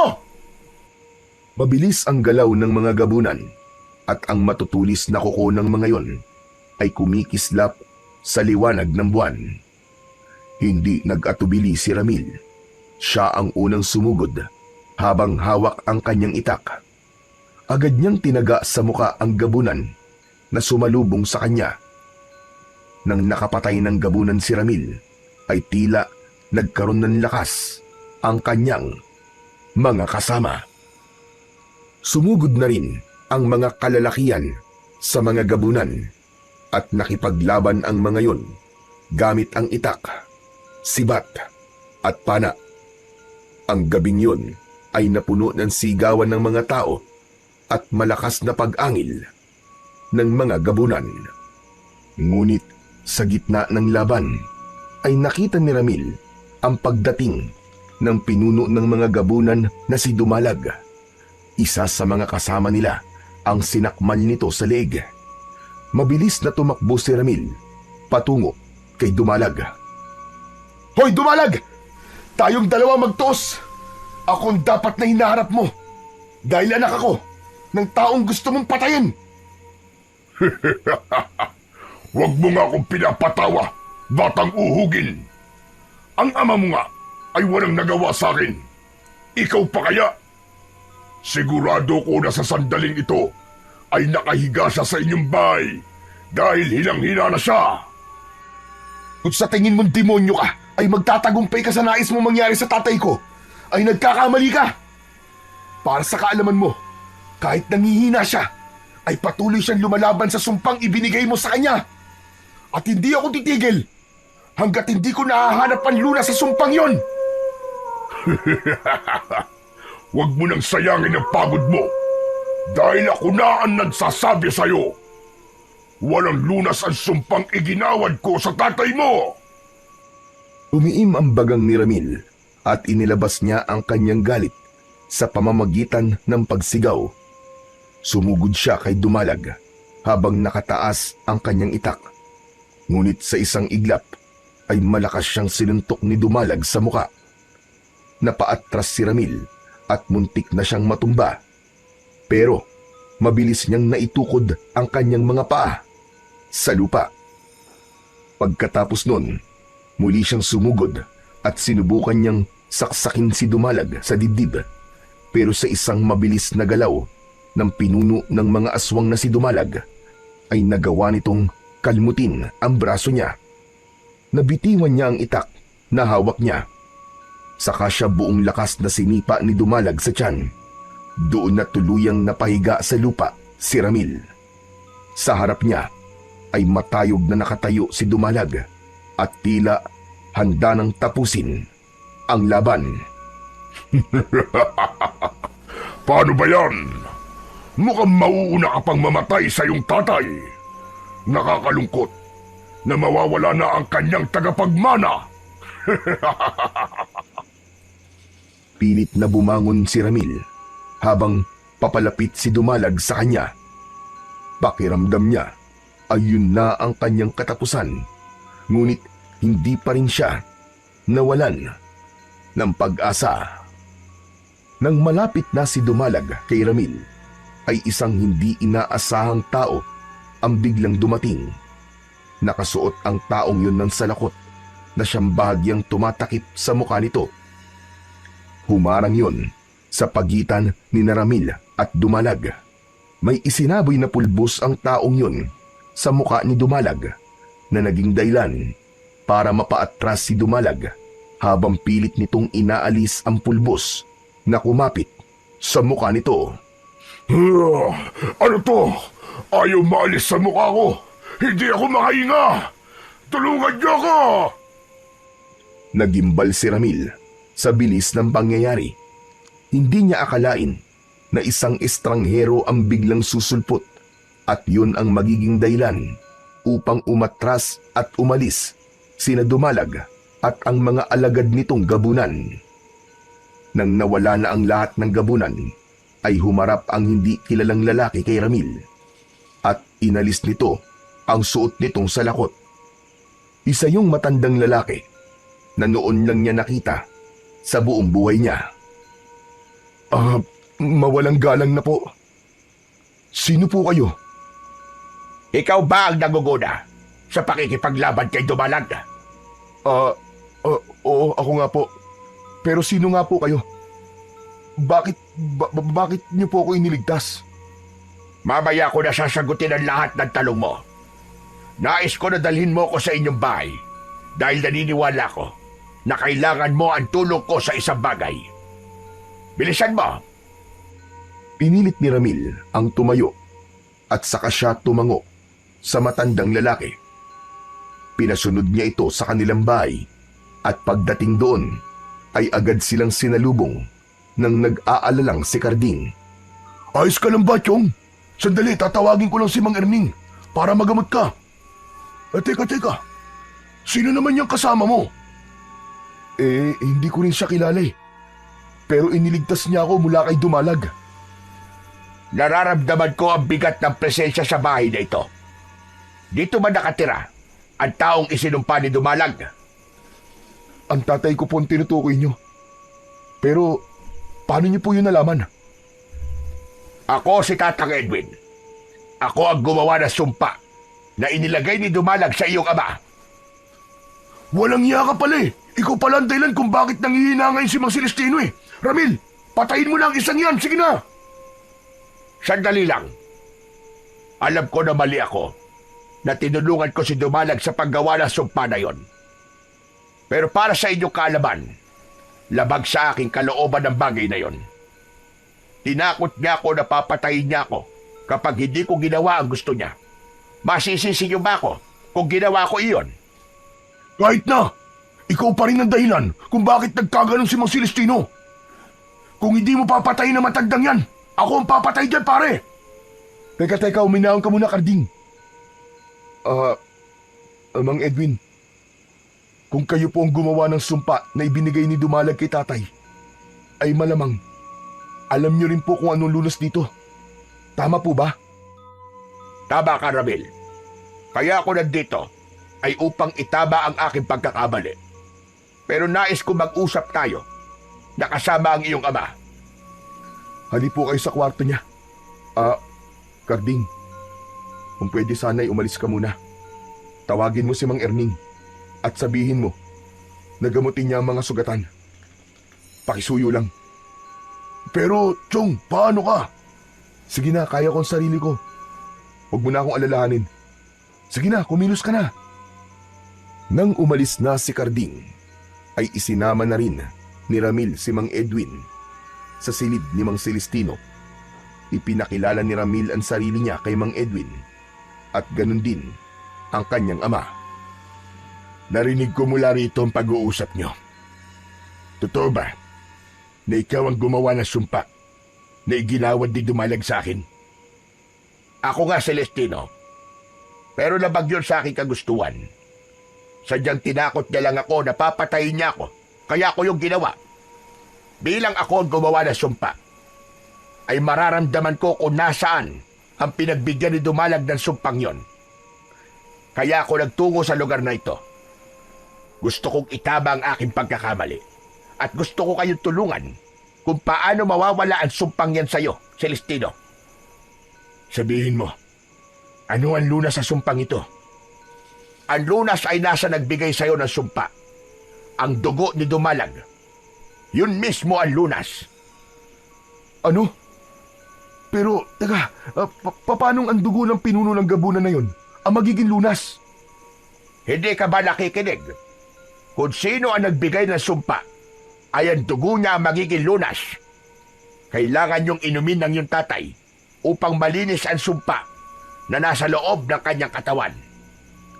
Pero, kung dugo nga ni Dumalag ang lunas, ibig sabihin, ay kailangan muna namin siyang patayin.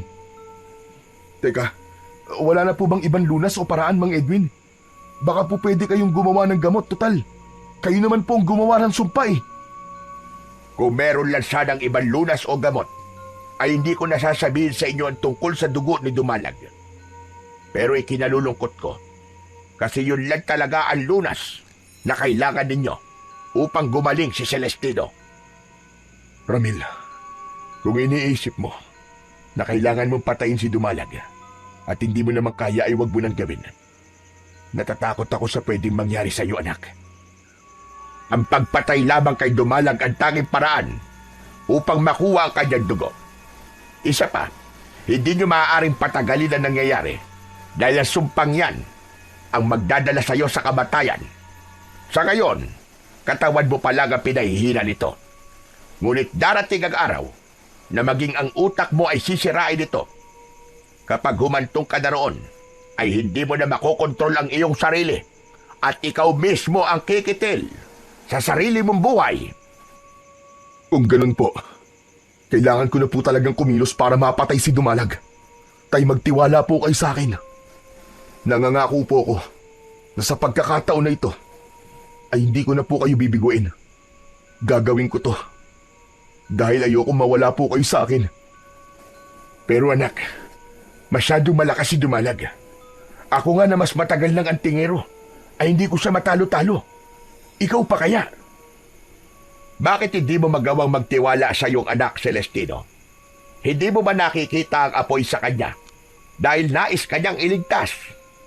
Tandaan nyo, sa sandaling mamatay si Dumalag, ay hindi lang ang lunas sa sumpa ang makukuha nyo, kundi ang tuluyang pagbagsak ng kanyang mga alagad. Konektado si Dumalag sa lahat ng kanyang mga alagad. Kaya sa sandaling mawalan siya ng buhay, ay ganun din ang mangyayari sa mga alipores niya. Tay, narinig niyo naman po siguro ang mga sinabi ni Mang Edwin. Mangyayari talaga ang sinabi ni Dumalag na ikaw na mismo ang kikitil sa buhay mo kapag hindi natin agad na alis ang sumpang yan sa'yo, Tay. Kaya sana, Tay, pumayag na po kayo na labanan ko po si Dumalag. Huwag po kayo mag-alala. Dahil hihingin ko po ang tulong ng mga kalalakihan dito sa ating baryo. Nararamdaman ko po na may tiwala na po sila sa akin.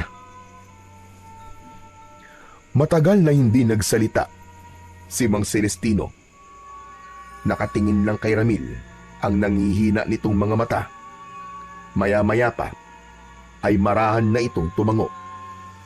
Sige anak, at panahon na rin siguro para ibigay ko sa iyo ang aking tiwala ng buo. Sige, pumapayag na akong harapin mo si Dumalag. Pero kailangan mong mangako sa akin. Nagagawin mo ang lahat para magtagumpay. Hindi para makuha ang lunas. Kundi, dahil ayokong mawala ka sa akin. Ikaw na lang ang meron ako, Ramil. Nawala lang yung ina. Kaya ayokong pati ikaw ay mawala rin. Opo, Tay. Nangangako po ako sa inyo na makukuha ko po ang dugo ni Dumalag at hindi ako mamamatay. Ngayong buo na ang desisyon mong harapin si Dumalag, Ramil, ay nais ko na rin sabihin na tutulungan kitang talunin ang gabunan na yon. Hindi nyo dapat hintayin na muling pagbilog ng buwan. Kailangan nyo sumalakay mismo sa kanilang kuta. Huwag kayong mag-alala dahil alam ko kung saan sila nagtatago. Kaya ko kayong dalhin sa lugar na yon.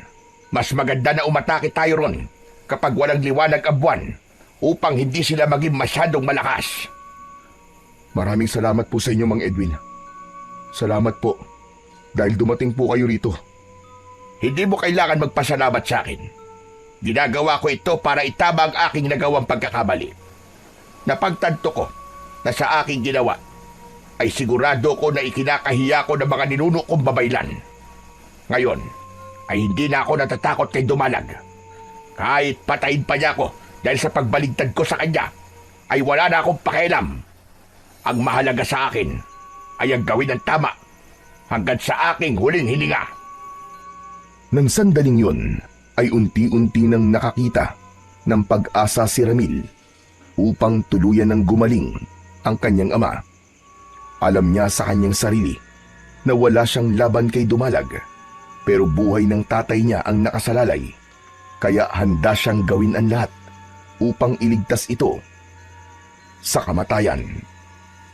Simula noon ay sa bahay na muna ni Ramil na natili ang matandang si Mang Edwin. Gabi-gabi ay binabantayan nila ang buwan at hinihintay nila na mawalan yun ng liwanag. Kinausap na rin niya ang mga nakikipaglaban sa mga gabunan sa plano nilang pag-atake sa kuta ng mga gabunan, at lahat ay sumang-ayon sa kanyang sinabi. Nakita niya ang apoy at tapang ng bawat isa. Ramdam niya na pagod na rin ang mga ito, na sila ang palaging sinasalakay ng mga gabunan, kaya sa pagkakataong yun ay sila naman ang sasalakay sa kuta ng kanilang kalaban. Isang gabi, habang may ginagawang pagdarasal si Mang Edwin sa likod ng bahay, ay pinapanood naman yun ni Ramil. Maya-maya ay dumating si Karding at tumayo ito sa tabi niya. Pare, anong ginagawa ni Mang Edwin? Nagdarasal siya sa mga ninuno niyang babaylan. Ang sabi niya, ay gabi-gabi niyang ginagawa yan para patuloy siyang gabayan ng mga ninuno niya. Mukhang marami rin talagang alam yang si Mang Edwin, no? Biruin mo, nakagawa siya ng isang sumpa na nagpalugmok kay Mang Celestino. Pero talaga bang dapat mong pagkatiwalaan si Mang Edwin? Malakas ang pakiramdam ko na kakampi natin siya, pare. Saka nakikita ko na gusto niya talagang itama ang pagkakamali niya. Sa bagay, para pumunta siya rito at iligtas ka niya, ay hindi na dapat natin siya pagdudahan. Oo nga pala pare, sa darating na Biyernes pala ay walang liwanag ang buwan. Ibig bang sabihin sasalakay na kayo sa kuta ng mga gabunan? Oo, kaya matindi ng pagsasanay na ginagawa ko. Wala akong ibang gustong mangyari, kundi patayin si Dumalag at kunin ang dugo niya nang sa gayon ay gumaling na si tatay. Pare, gusto ko sana sumama sa inyo eh. Gusto kong makisa sa pakikipaglaban sa pagkakataong to. Ano? Sigurado ka ba, Karding? Hindi ba wala ka namang kaalaman pagdating sa pakikipaglaban? Siyempre, nagsasanay din ako sa paggamit ng itak, no? Saka, naisip ko na kailangan niyo ng dagdag na puwersa at ako na yun. Pagkakataon ko na rin to para makabawi sa mga ginawa ng tatay mo para sa baryo natin. Natuwa naman ako sa sinabi mong yan, pare. Salamat. Kung yan ang gusto mo, ay hindi kita pipigilan. Maraming salamat talaga, Chong. Malaki ang maitutulong mo sa amin. Patuloy na pinanood din na Ramil ang pagdarasal ni Mang Edwin. Doon niya napagtanto na malapit na pala talaga silang sumalakay sa kuta ni na Dumalag. Kaya naman, nagkaroon siya ng kaba at pag-aalinlangan sa kanyang sarili. Hiniling niya sa Diyos na sana ay sapat na ang pagsasanay na ginagawa niya upang magtagumpay sila sa kanilang misyon. Hanggang sa sumapit na ang gabing pinakahinihintay ni Ramil, ang gabi kung kailan walang liwanag ang buwan. Nagtitipon-tipon sa harapan ng bahay ni Ramil ang mga kalalakihang sasama sa pagsalakay sa kuta ng mga gabunan. Kabilang naroon si Karding na may dalang itak, habang si Ramil at Mang Edwin naman ay nasa harapan na ng mga yon. Mga kasama, makinig kayo. Alam kong lahat tayo ay may takot na nararamdaman ngayon. Pero isipin nyo kung bakit tayo narito. Wala tayong ibang iisipin ngayon, kundi ang ating tagumpay. Ilang taon na tayong natatakot. Ilang taon na tayong palaging sinasalakay. Kaya ngayong gabi, ipaparamdam natin sa mga gabunan ang pakiramdam na salakayin ng kanilang kuta. Bago tayo umalis, ay isipin niyo ang mga mukha ng mga mahal niyo sa buhay. Hindi tayo lalaban para sa sarili lang natin. Lalaban tayo para sa lahat ng umaasa sa atin. Malakas na sumigaw ang mga kalalakihan. Labis na natuwa si Ramil dahil sa pagkakataon na yon ay naramdaman niya na may tiwala na ang lahat sa kanya. Pumasok si Ramil sa bahay nila at pinuntahan niya ang kanyang ama. Mas nanghihina na ito kumpara sa mga nakaraang araw. Hindi na ito nakakapagsalita at ang tanging kaya na lang nitong gawin ay ang tignan si Ramil. Tay, ipagdasal niyo po kami. Sana po'y ito na ang huling beses ng pakikipaglaban natin kay Dumalag. Huwag po kayo mag-alala, Tay. Dahil tutuparin ko po ang ipinangako ko sa inyo. Babalik ako rito ng buhay. Nagdalaan lunas sa inyong karamdaman. Hinalikan ni Ramil sa noo ang kanyang ama. Nakita niya ang pagluwa ni Mang Celestino. Nang dumating na ang magbabantay kay Mang Celestino, ay nagtungo na si Ramil papasok sa kagubatan.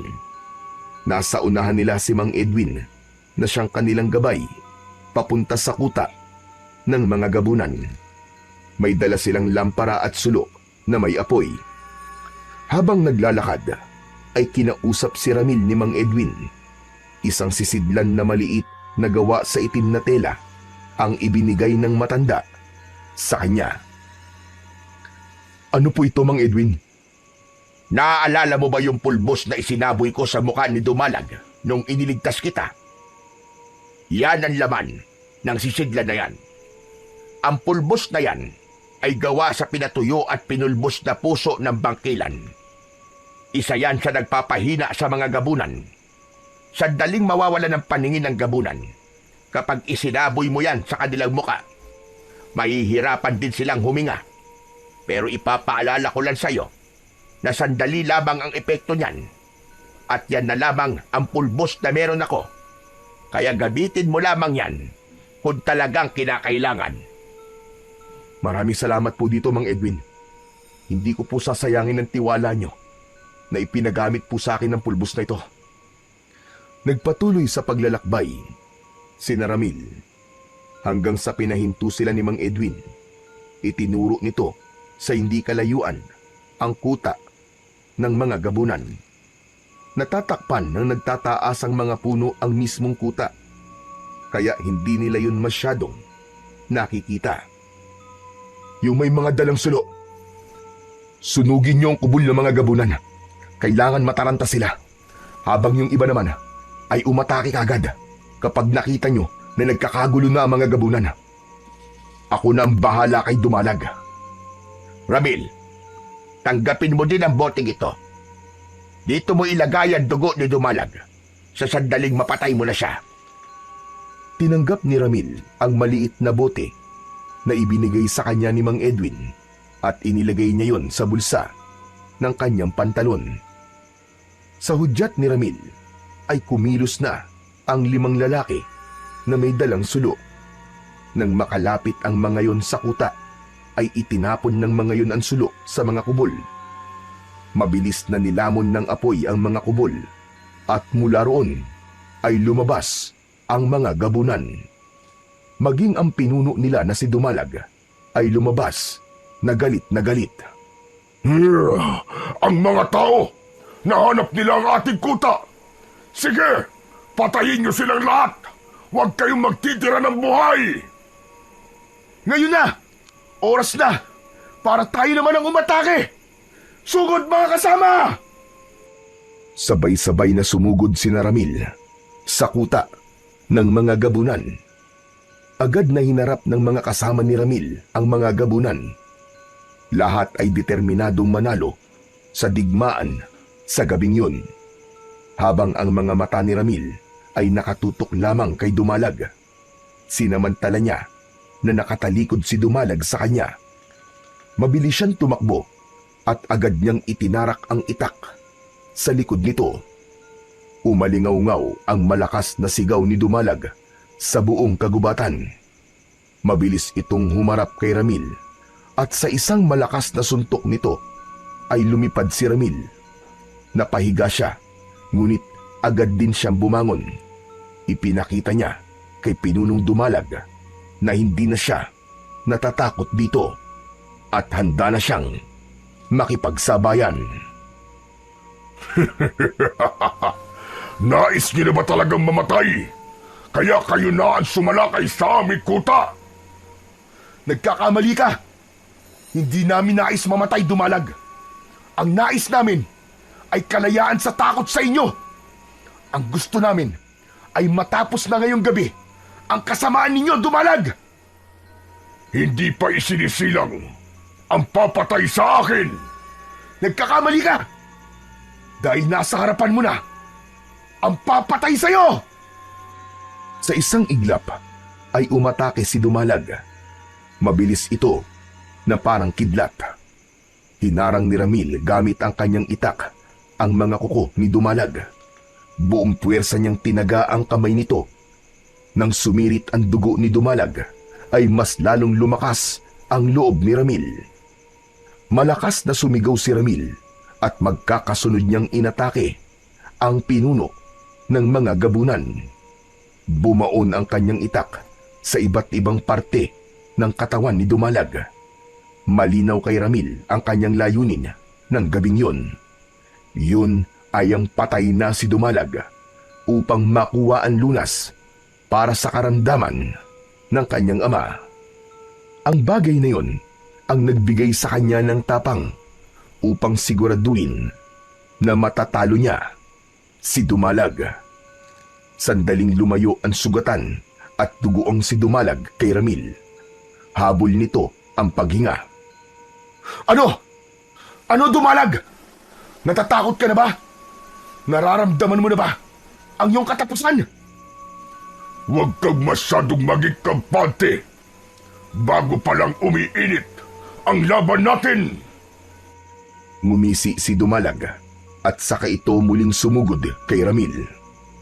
Mabilis na inilabas ni Ramil ang sisidlan na ibinigay sa kanya ni Mang Edwin. Itinaktak niya sa kanyang palad ang pulbos na laman ng sisidlan at nang halos 100 dangkal na lamang ang layo ni Dumalag sa kanya, ay isinaboy niya ang pulbos direkta sa mukha nito. Malakas na napasigaw si Dumalag. Nagwala ito habang pilit na inaalis ang pulbos na kumapit sa buong mukha nito. Habang hindi nakakakita si Dumalag, ay marahang naglakad si Ramil palapit dito. Walang hiya ka! Hindi ka patas lumaban! Talagang sa'yo pa nanggaling ang mga salitang yan. Bakit ikaw ba? Tinanong mo na ba ang sarili mo kung patas kang lumaban na demonyo ka? Kung hindi sana kayo nang gagambala ng mga tao, ay hindi mo to sasapitin. Huminto si Ramil sa harapan ni Dumalag habang patuloy ito sa pagwawala. At anong sabi mo sa akin nun? Walang lunas ang sumpa na ibinigay mo sa tatay ko. Meron Dumalag. At ang dugo mo, ang mismong lunas. Hindi na nag-aksaya ng oras si Ramil. Buong lakas niyang itinaas ang kanyang itak at ibinaon niya yon sa leeg ni Dumalag. Agad niyang hinugot mula sa bulsa ng kanyang pantalon ang maliit na bote. Inalis niya ang takip nun at isinahod niya yon sa dugong lumalabas sa malalim na sugat ni Dumalag sa leeg. Nang mapuno ng dugo ang bote, ay tinakpan niya na yon at muling ibinalik sa kanyang bulsa. Napaluhod si Dumalag dahil sa labis na panghihina. Diretsyong tinignan ni Ramil sa mga mata ang nanghihinang pinuno ng mga gabunan na si Dumalag. Hayop kang demonyo ka. Matagal mo nang pinahirapan ang aming baryo. Nagkamali ka sa sinabi mo na kaya mo patayin dahil hindi mo alam ang kayang gawin ng isang anak na gagawin ng lahat para iligtas ang buhay ng kanyang ama. Matapos yung sabihin ni Ramil, ay walang pagdadalawang isip na ginilitan niya ang leeg ni Dumalag. Hindi pa siya nasiyahan. Ibinaon niya ang kanyang matalas na itak direkta sa dibdib nito at ibinaon pa ng mas matindi. Sa paghugot nun, tuluyan nang bumagsak sa lupa si Dumalag at kasabay ng pagkalagot ng hininga nito ay sabay-sabay din na bumagsak ang lahat ng mga alagad nitong gabunan. Nagliyab ang mga katawan ng mga gabunan, kabilang si Dumalag, hanggang sa halos maging abo na ang mga yon. Masayang lumapit ang lahat kay Ramil. May mga napaiyak pa dahil sa labis na kaligayahan. Wow, Hanep Chong! Ang galing mo! Nakaka-proud ka! Hoy, mga kasama! Kaibigan ko to ha! Best friend ko to! Ang bayani natin! Teka, Chong! Nasasaktan ako! Aray! Teka! Salamat, Chong. Wala kasi akong ibang inisip, kundi ang mailigtas si tatay. Ang mabuti pa, Chong, ay umuwi na tayo. Sigurado matutuwa ang mga tao sa baryo natin. Dahil simula sa gabing to, ay malaya na tayo sa pagsalakay ng mga gabunan. Malaya na tayo, Chong. Patay na ang mga gabunan. Hindi lang ang mga tao matutuwa, kundi ang iyong ama. Dahil nagawa mong tuparin ang ipinangako mo sa kanya. Naluluwang tumango si Ramil. Hindi na sila nag-aksaya ng oras at agad silang naglakbay pabalik sa kanilang baryo. Hindi na makapaghintay si Ramil na dalhin sa ama niya na si Mang Celestino ang lunas sa karamdaman nito at sabihin dito na nagtagumpay sila. Nang makabalik na si Ramil sa bahay nila, ay agad nilang pinainom kay Mang Celestino ang dugo ni Dumalag. Kahit hindi nakakapagsalita si Mang Celestino, ay sinabi ni Ramil sa tatay niya na napatay na nila ang lahat ng mga gabunan. Kitang-kita niya ang kasiyahan sa mga mata ni Mang Celestino sa kanyang sinabi. Ramil, iho, magpapaalam na ako. Tapos na ang misyon ko sa lugar na ito. Kaya babalik na ako sa aming baryo. Mang Edwin, maraming salamat po talaga sa tulong nyo. Kayo po ang dahilan kung bakit po kami nanalo laban sa mga gabunan. Utang po namin sa inyo ang kapayapaan na meron po ang aming baryo. Gaya ng aking sinabi, ay wala kang dapat na ipagpasalamat sa akin. Ginawa ko lamang ang nararapat. At sa tingin ko, ay naitama ko na ang aking nagawang pagkakamali. Sana po ay mawala na ang bigat na dinadala nyo sa inyong dibdib. Naiintindihan ko po na nagawa nyo lang po yun dahil natakot po kayo para sa inyong buhay. Basta, Mang Edwin, kung gusto niyo pong bumisita, ay bukas po ang aming tahanan para sa inyo. Maraming salamat. At huwag ka na rin mag-alala dahil sigurado ko nagagaling na ang iyong tatay. Alagaan mo siya habang siya ay nagpapalakas. Matapos magpaalam ni Mang Edwin, ay tuluyan na yung umalis. Habang pinagmamasdan ni Ramil ang papalayong matanda, ay hindi maalis ang kasiyahan na kanyang nararamdaman dahil hindi na siya makapaghintay na muling bumalik ang dating lakas ng kanyang ama. Isang linggo lang ang lumipas, ay tuluyan na ngang gumaling si Mang Celestino at unti-unti nang bumalik ang lakas nito. Labis na natuwa si Ramil dahil bukod sa hinangaan siya ng mga tao, ay naliwanagan na rin ang tatay niya tungkol sa pangarap ni Ramil. Hinayaan na siya nitong mag-aral sa kolehiyo upang pagdating ng araw ay maging isa na siyang guro. Simula noon ay mas naging maganda na ang relasyon ni Ramil at Mang Celestino bilang mag-ama dahil mas naging bukas ang puso at isipan ni Mang Celestino sa gusto ni Ramil na mangyari sa kanyang buhay. Ganun pa man, hindi kinilimutan ni Ramil ang kanyang pagiging antingero.